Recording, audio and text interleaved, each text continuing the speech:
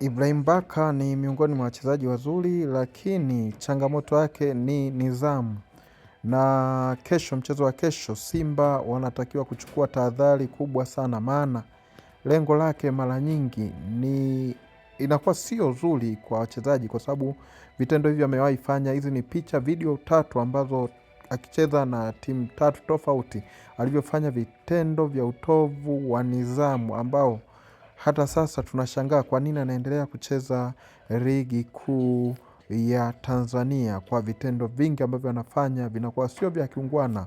Baadhi yani anakuwa hana ile fair play hana, kwa sababu vitendo anavyofanya ni vya kumkatisha mchezaji kuendelea na maisha ya soka.